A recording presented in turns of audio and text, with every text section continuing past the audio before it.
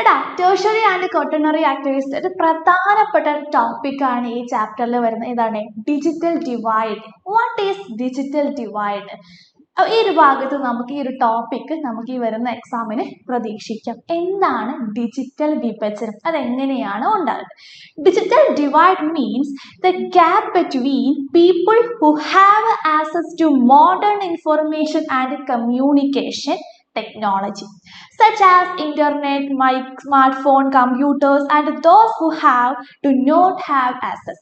അപ്പോൾ നമ്മൾ ഈ ഡിജിറ്റൽ ഡിവൈഡ് എന്ന് പറയുമ്പോൾ ഇപ്പോൾ ഇന്റർനെറ്റ്, മൈക്രോഫോണ്, സ്മാർട്ട് ഫോണ്, കമ്പ്യൂട്ടറൊക്കെ ഉപയോഗിക്കുന്ന എല്ലാ സൗകര്യങ്ങളുള്ള ആളുകളും ആ സൗകര്യങ്ങൾ ഇല്ലാത്ത ആളുകളും തമ്മിലൊരു ഗ്യാപ്പ് ഉണ്ടാവാറുണ്ട് അല്ലെ. തമ്മിലൊരു ആ ഒരു ഗ്യാപ്പിനെയാണ് നമ്മൾ എന്ത് പറയുന്നത്? ഡിജിറ്റൽ ഡിവൈഡ് എന്ന് പറയുന്നത്. അപ്പോൾ ആ ഒരു ഗ്യാപ്പ് ഉണ്ടാവാനുള്ള റീസൺ എന്തായിരിക്കാം നോക്കാം. എന്താണ്?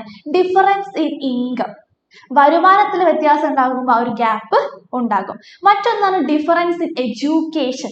ഒരു വിദ്യാഭ്യാസമുള്ള വ്യക്തിയും വിദ്യാഭ്യാസം ഇല്ലാത്ത വ്യക്തിയും ഇപ്പൊ ഈ ഒരു ടെക്നോളജി എല്ലാം യൂസ് ചെയ്യാൻ അറിയുന്ന ഒരാൾക്ക് അത് യൂസ് ചെയ്യാൻ പറ്റുള്ളൂ. ഇത് അറിയാത്തവൻ എന്തായിരിക്കും? അത് ഉപയോഗിക്കാൻ കഴിയാതെ അവിടെ തന്നെ അത് നിൽക്കേണ്ടി വരും. മറ്റൊന്നാണ് urban areas have better internet than rural areas. അപ്പൊ സ്വാഭാവികമായിട്ടും ഗ്രാമപ്രദേശങ്ങളിൽ എന്ത് കുറവായിരിക്കും? ഈ സൗകര്യങ്ങളെല്ലാം കുറവായിരിക്കും. അപ്പൊ ഇന്റർനെറ്റിന്റെ ആക്സസും കാര്യങ്ങളൊക്കെ കൂടുതലായിട്ടും നഗരപ്രദേശങ്ങളിൽ മാത്രമായിരിക്കും ലഭിക്കുന്നുണ്ടാവുക. അപ്പൊ ആ ഒരു വ്യത്യാസം അവിടെ ഉണ്ടാകും. മറ്റൊന്നാണ് ലാക്ക് ഓഫ് ഡിജിറ്റൽ സ്കില്ല് അല്ലെ. അപ്പൊ എല്ലാ ആളുകൾക്കും ഇതെല്ലാം യൂസ് ചെയ്യുന്ന ഒരു സ്കില്ല് ഉണ്ടെങ്കിൽ ഇത് ഗ്യാപ്പ് ഉണ്ടാകുമോ? ഉണ്ടാവില്ല. അപ്പൊ ആ ഒരു സ്കില്ല് എന്ന് പറഞ്ഞാൽ നമ്മൾ നേടിയെടുക്കുന്ന കാര്യമാണ്. ഓക്കെ,